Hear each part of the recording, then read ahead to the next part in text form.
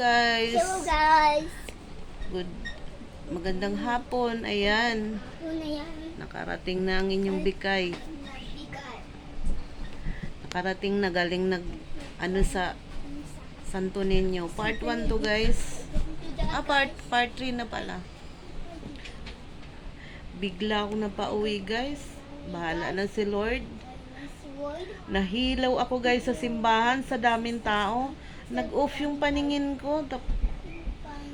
Tapos, nanginginig yung kamay ko.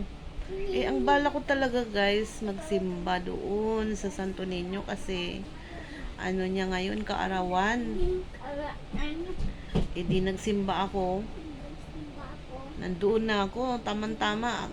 Talagang pupunta lang ako doon, mag-pray.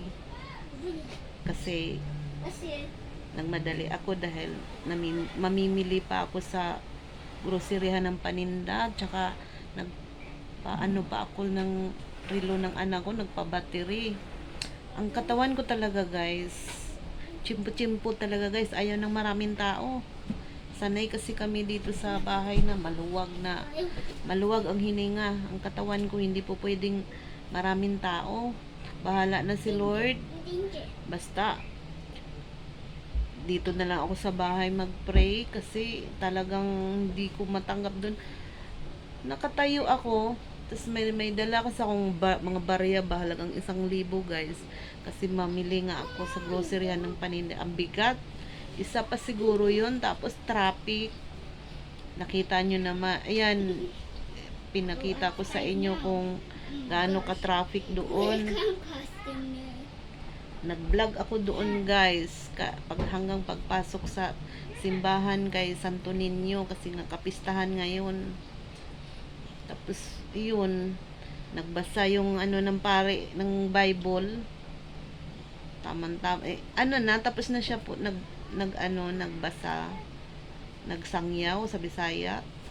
Ayun, lumabas ako. Hindi na ako nakaabot.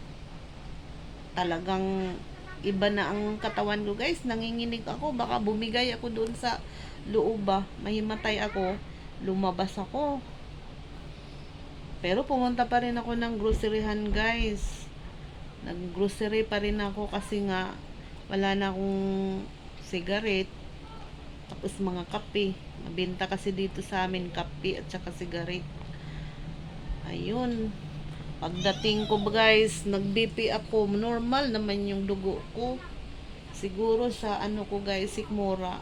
Tapos galing ako naligo, sumakay ng motor, parang nalamigan galing talaga ako sa trangkaso guys.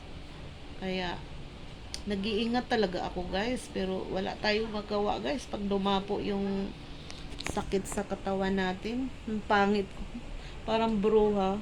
Sana guys, maintindihan nyo na lang ako. Bruha naman na talaga ako guys. Kaya wala na, pero naka-lipstick. Naka-lipstick ang inyong bikay.